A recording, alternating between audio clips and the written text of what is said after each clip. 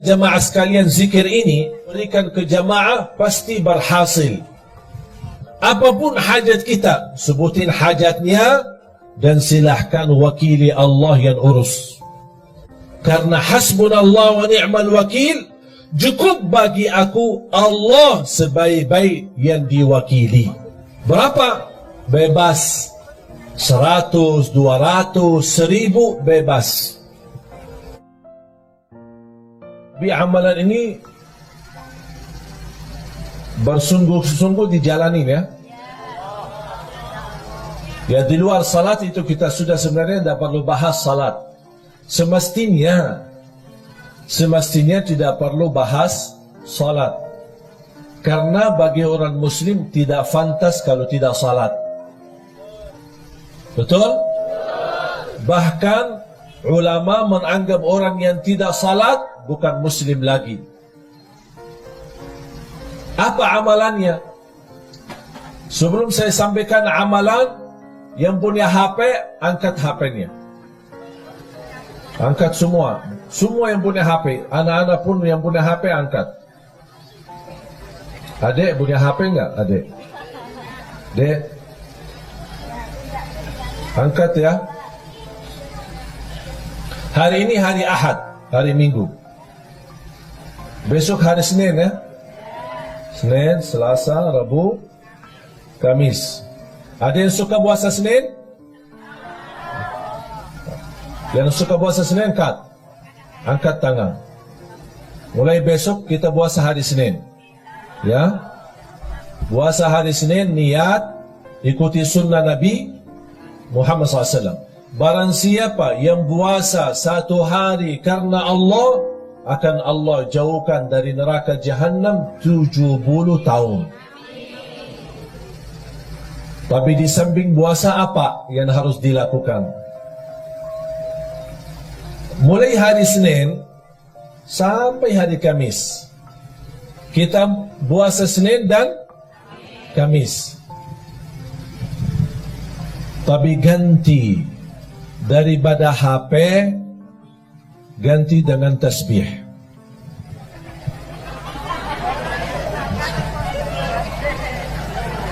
Ganti dengan tasbih. Berapa lama? Senin, Selasa, Rabu, Kamis. Puasa Senin, tutup hari. Yang suka puasa Daud, boleh. Hari Senin, hari Rabu, kemudian Jumat. Tapi boleh nggak saya jalanin dua-duanya? Contoh, saya suka puasa Daud, tapi saya juga ingin puasa Isnin Kamis. Jatuhnya hari Senin puasa Daud. Niatkan dua. Karena soal sunnah boleh digabung niat. Kalau saya namakan 2 in 1. Senin puasa sunnah Nabi Muhammad dan puasa Nabi Daud. Hari Selasa tidak ada. Hari Rabu puasa sunnah Nabi Daud. Hari Kamis puasa sunnah Nabi Muhammad. Kemudian hari Jumat puasa sunnah Nabi. Faham? Jadi boleh kita gabungkan dua-duanya. Tapi saya tidak minta hari ini, tapi minta besok. Berarti hari ini yang punya urusan, tolong selesaikan. WhatsApp, BB, HP, apa semua selesai. SMS, mau telepon, apa. Pak, ini maaf ya, saya mulai hari besok, saya tidak bisa dihubungi ya. InsyaAllah kita Jumat bertemu ya. Ganti HP dengan tasbih. Itu amalan. Siap nggak? Hah? Tadi katanya serius. Kok sekarang jangan siap? Hah? Mana? Siap nggak ya? Wallahi, demi Allah jamaah sekalian bakal nikmat.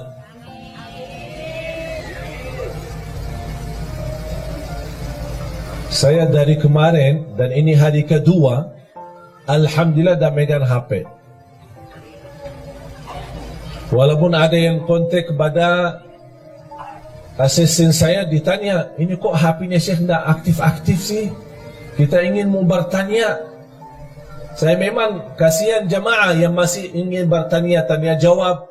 Tapi harus kita juga melayani jamaah. Jangan terlalu melayani jamaah tapi lupa diri. Harus kita juga melayani diri sendiri. Salah satunya amalan ini. Sekali lagi, baca zikir itu selama Anda megang tasbih. Komitmen? Siap? Mulai hari ini Anda punya urusan, silahkan selesaikan. Begitu masuk besok, sudah Anda lagi puasa, terusin tasbihnya berjalan. Mohon maaf, berapa jam megang HP? Berapa jam? 24 jam ya. Sambil tidur di samping HP. Dah tahu kita yang tidur di samping HP atau HP-nya yang dibawa di samping kita. Saya minta dengan sungguh-sungguh, dan insya Allah apa yang saya sampaikan sekarang, saya tidak mau jelaskan apa yang saya sudah rasakan, tapi biar Bapak Ibu sendiri rasakan. HP diganti dengan tasbih. Senin, Selasa, Rabu, Kamis. Kalau sudah diganti dengan tasbih, berarti tidak ada kata caci maki, tidak ada fitnah, tidak ada kata kotor, hanya mengucapkan yang baik. Barang siapa yang beriman kepada Allah dan hari akhir, berkatalah yang baik atau diam. Udah. Subhanallah, walhamdulillah, wa la ilaha illallah, wallahu akbar, wa la hawla, wa la quwata illa billah. Di salah satu zikir yang sangat dahsyat, hasbunallah wa ni'mal wakil. Ini tolong Bapak Ibu amalkan. Yang punya hutang silahkan amalkan.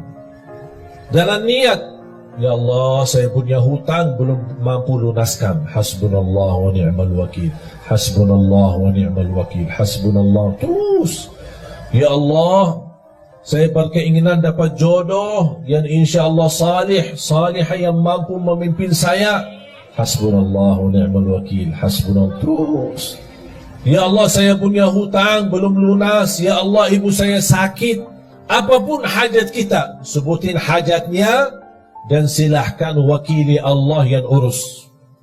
Karena hasbunallah wa ni'mal wakil, cukup bagi aku Allah sebaik-baik yang diwakili. Berapa? Bebas. 100, 200, 1000 bebas. Alhamdulillah jamaah sekalian, zikir ini saya tidak pernah berikan ke jamaah pasti berhasil. Semua hajat orang berhasil. Bahkan ada di antara jamaah yang pernah WhatsApp, maaf Syekh, udah saya berkali-kali baca, tapi rasanya belum tuntas hajat saya. Di antara 1000 jamaah, kurang lebih satu-satunya aja yang dia belum berhasil. Yang lain ada yang dalam seminggu tuntas, ada yang 2 minggu habis selesai, ada yang sampai 1 bulan. Tapi rata-rata alhamdulillah semua berhasil mendapatkan hajatnya. Cuma saya kaget ketika ada seorang jamaah, Syekh maaf sampai sekarang kok belum selesai. Saya berkata, tak mungkin tak selesai. Tidak boleh, harus selesai. Kamu jujur tak selesai? Benar, sampai sekarang belum tuntas. Kamu ada masalah. Pasti ada masalah. Karena zikir ini sangat dahsyat. Tidak mungkin hajat kita tidak tuntas. Saya mulai bertanya, bagaimana hubungan kamu sama orang tua? Alhamdulillah baik. Sudah berkeluarga? Berkeluarga. Sama istri, sama anak? Alhamdulillah lancar. Suka puasa? Alhamdulillah suka puasa, malah dia puasa Nabi Daud. Apa yang masalahnya kok sampai sekarang belum tuntas hajatnya? Saya bilang, maaf Pak, pasti ada sesuatu. Coba cek lagi. Langsung dia berkata, maaf Syekh, saya sering, hampir sering, berkali-kali terjadi itu. Apa? Ketiduran salat subuh. Oh, di situ masalahnya. Kuda tuntas-tuntas hajatnya. Apa guna zikir kalau tidak salat? Betul nggak? Tak ada zikir, mau dia tariqat, mau dia hakikat, mau dia ma'rifat, tak ada zikir tanpa salat. Semua amalan kita sia-sia kalau tidak salat. Haji setiap tahun tidak salat, sia-sia, tidak ada satupun diterima. Umrah setiap bulan, sia-sia kalau tidak salat. Salat itu tiang agama, jatuh salat, jatuh agama.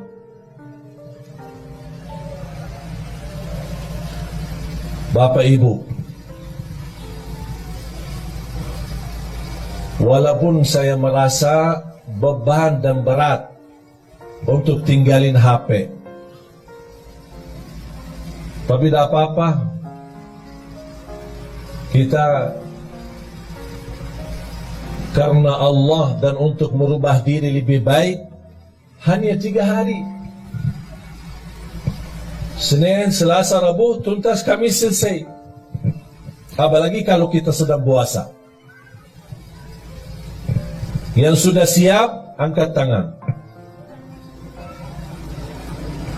Yang siap, angkat tangan. Mau berpikir dulu ya. Ada yang nampaknya kayaknya mau berpikir dulu. Gimana? Ini rasanya HP kok nggak bisa ditinggal. Syekh, ada nggak amalan lain? Tapi jangan tinggalin HP. Berat. Tapi mengapa saya nawarkan kepada Bapak Ibu amalan ini? Karena apa yang telah saya nikmati dan rasakan, saya ingin Bapak Ibu juga nikmati dan rasakan. Saya tidak mau cerita, tapi biar Bapak Ibu sendiri yang mengalaminya. Biar Bapak Ibu sendiri yang merasanya. Tolong, kalau boleh saya memohon, boleh nggak saya mohon? Boleh ya? Saya mohon dengan hormat. Saya mohon dengan rasa cinta saya kepada Bapak Ibu. Tolong, mulai hari Senin, off HP-nya. Dikuburkan sementara. InsyaAllah nanti pas habis maghrib hari Kamis, baru boleh aktif. Kalau bisa ini, saya tidak minta seumur hidupnya begitu, tidak. Sekali-kali boleh. Kalau bisa, setiap bulan, ada 3 hari kita jauh dari HP.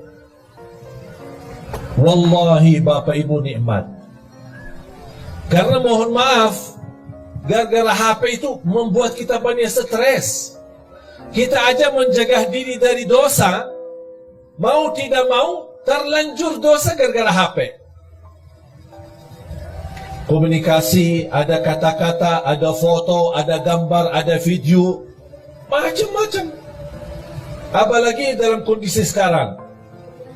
Sekarang HP aplikasinya bisa Twitter, bisa Facebook, bisa WhatsApp, bisa BB, bisa semua. Semua syaitan ada di HP. Berapa syaitan?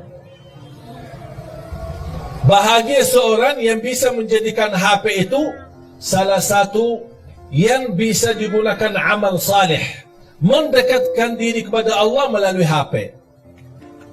Bisa menjawab jamaah, bertanyaan, bisa melayani jamaah, bisa menyampaikan hikmah, nasihat.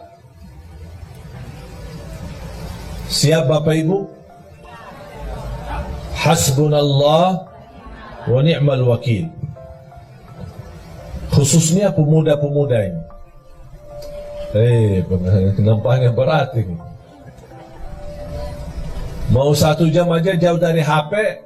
Yang aku heran, saking kita asik sama HP, pas sudah habis baterai sambil dicas masih megang HP.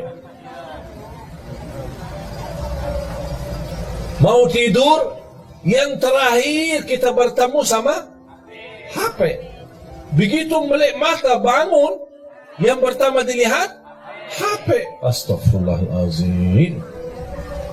Mohon maaf, menurut saya itu keterlaluan,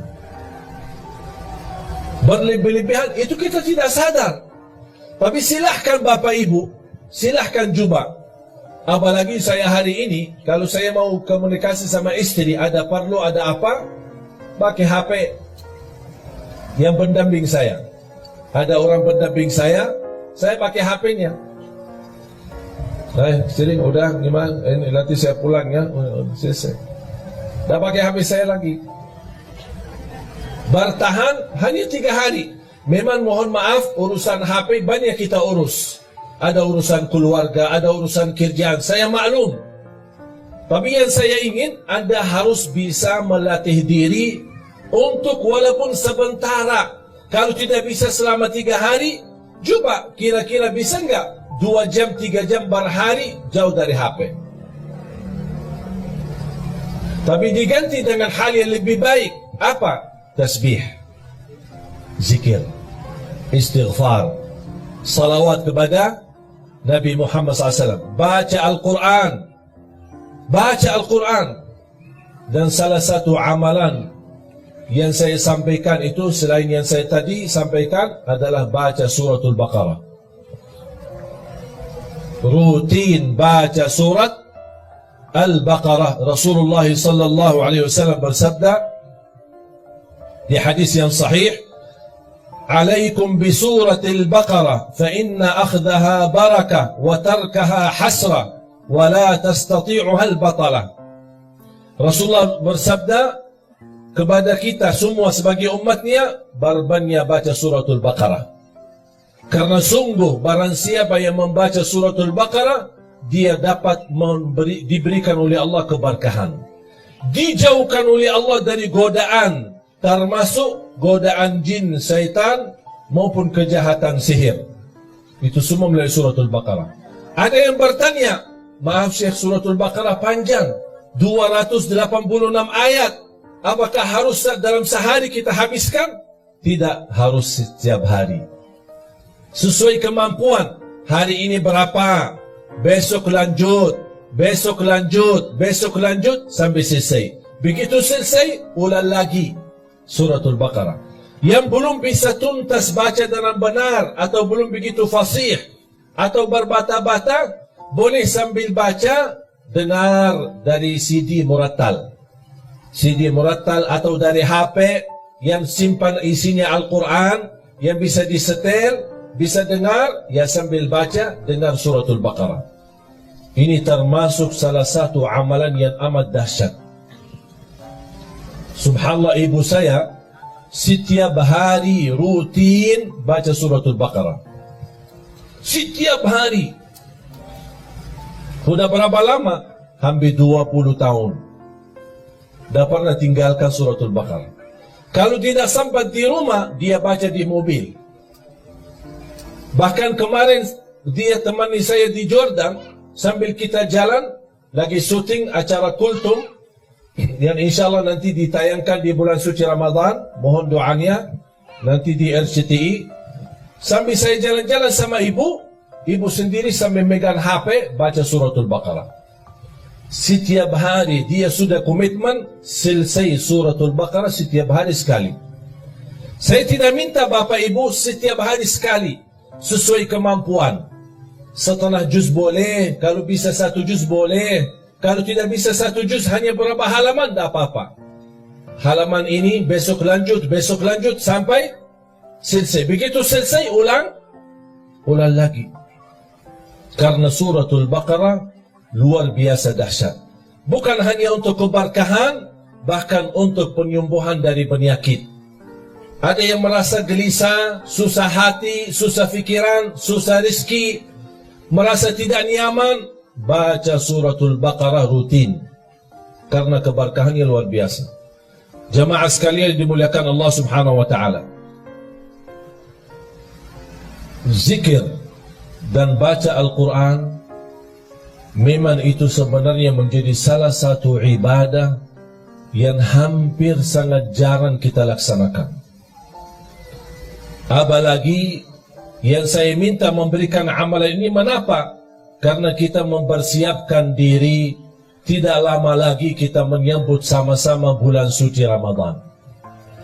Bapak Ibu, kalau Anda bisa terlatih untuk tinggalin HP, insya Allah begitu Anda menyambut bulan Ramadan, insya Allah Anda mampu tinggalkan HP-nya selama Ramadan. Dan itu bukan sesuatu yang susah, sangat mudah, tapi kembali kepada diri kita. Inna Allah la yughayyiru ma biqawmin hatta yughayyiru ma bi anfusihim. Allah tidak akan merubah satu kaum, tidak merubah nasib satu kaum, tidak merubah kebahagiaan satu kaum, kecuali mereka merubah diri sendiri. Komitmen Bapak Ibu, sudah niat? Yakin? Insya Allah? Siap? Saya doakan. Al-Fatihah.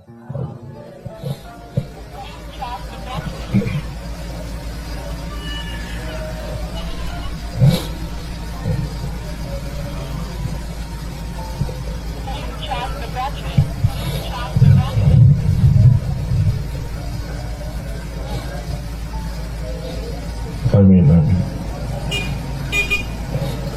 Bapak Ibu jamaah sekalian, kata yang terakhir yang saya ingin sampaikan,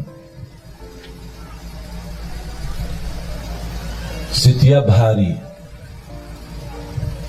bahkan setiap malam, saya mengingatkan diri saya untuk menghadapi kematian. Setiap hari begitu saya bangun, saya menikmati ibadah, menjalankan tugas dakwah dalam hari ini. Karena bagi saya hari ini adalah hari hidupku. Saya hidupkan dalam hal kebaikan. Dan saya tidak pernah mimpi atau berfikir apa yang harus saya lakukan besok. Karena bisa jadi hari ini adalah hari terakhir bagi kita semua. Saya selalu berkata sama istri, setiap malam saya mau tidur, ketika saya berada di Jakarta bersama istri, maupun saya di luar kota, saya telepon beliau, saya minta maaf sama dia, dan saya doakan, dan saya berkata, aku puas dan ridha terhadapmu, dan saya minta maaf karena bisa jadi malam ini yang terakhir, perpisahan belum tentu ketemu lagi. Begitu saya pulang ke Jakarta, disambut dengan begitu luar biasa, kesenangan dan kebahagiaan istri menyambut saya ketika saya pulang ke rumah. Dan di situ juga malam harinya saya juga sampaikan dengan ucapan-ucapan di telinga istri saya sampaikan, istriku, saya minta maaf karena belum tentu ketemu kamu besok. Bisa jadi malam ini malam perpisahan. Kalau saya meninggal, tolong doakan saya. Itu menjadi kebiasaan rutin. Saya selalu menyampaikan kepada diri saya, kepada istri saya. Dan saya harap semua jamaah sekalian memiliki perasaan yang sama. Nikmati hidupmu hari ini, jangan fikirkan hari besok, karena belum tentu hidup sampai besok. Kalau kita hidup besok, alhamdulillah, semangat lagi. terus berjuang di dunia, cari nafkah yang halal, bahagiakan orang tua, bahagiakan keluarga, beribadah semaksimalnya, salat 5 waktu, baca Al-Quran, bersedekah, dan seterusnya amal-amal saleh lainnya. Kalau kita masih ada umur, alhamdulillah masih dalam keadaan kebaikan. Kalau tidak ada umur lagi, kita tidak akan sedih, karena alhamdulillah kita sudah berbuat semampu kita yang terbaik. La yukallifullahu nafsan illa wus'aha. Allah tidak minta yang berat, Allah tidak minta yang susah, Allah tidak minta yang banyak, tapi Allah minta yang istiqamah walaupun sedikit. Ada komitmen, ada rasa cinta kalau kita beribadah. Nikmati hidupmu hari ini agar Allah nanti akhiri hayat kita dengan husnul khatimah. Jangan fikirkan besok, jangan minta rizki besok, jangan minta urusan besok, karena belum tentu hidup besok. Faham? Ini tolong menjadi pesan saya untuk semua jamaah. Sambil saya sudah menjadi kebiasaan, saya ingatkan diri saya dan istri saya. Jujur saja jamaah sekalian, hampir setiap malam saya merasakan diri saya mimpi di dalam kubur. Setiap malam. Bahkan di dalam mimpi menunggu, ya Allah kapan saya dijemput? Ya Allah kapan saya bisa merasakan kenikmatan kubur? Yang Rasul sendiri berkata, kubur itu ada 2. Taman dari taman surga atau lubang dari lubang neraka. Tinggal siapa? Kita yang milih. Bukan Allah yang milih, tapi kita yang milih. Kalau memang Anda ingin rumah nanti, rumah baru kita adalah kuburan, yang Bapak Ibu akan jauh lebih panjang usia di kubur daripada dunia. Kalau memang Anda ingin baik, jadikan kuburannya raudhah, taman dari taman surga. Jadikan hidupmu taman dari taman surga. Ucapan-ucapan surga, perilaku surga, akhlak surga, berlangkah-langkah surga, dimanapun kita berada, selalu membawa haruman surga. Kalau kita meninggal dunia, jangan sedih, jangan takut. Biar semua keluarga di sekitar kita menangis, tapi insya Allah kita bukan menangis, tapi senyum, bahagia. Karena kita sudah pindah dari alam dunia yang begitu kotor, dari alam dunia yang begitu risah, dari alam dunia yang begitu hina. Kita insya Allah akan bertemu dengan Allah dalam merasa kebahagiaan yang luar biasa. Saya doakan mudah-mudahan Bapak Ibu semua husnul khatimah. Husnul khatimah, husnul khatimah. Dianugerahkan taufiknya Allah agar kita menjadi hamba yang salih salihah untuk hari hidup kita, hari kebahagiaan kita, hari bisa istiqamah dalam taat kepada Allah. Bukan kita memohon panjang umur begitu saja, tapi kita memohon panjang umur dalam taat kepadamu ya Allah.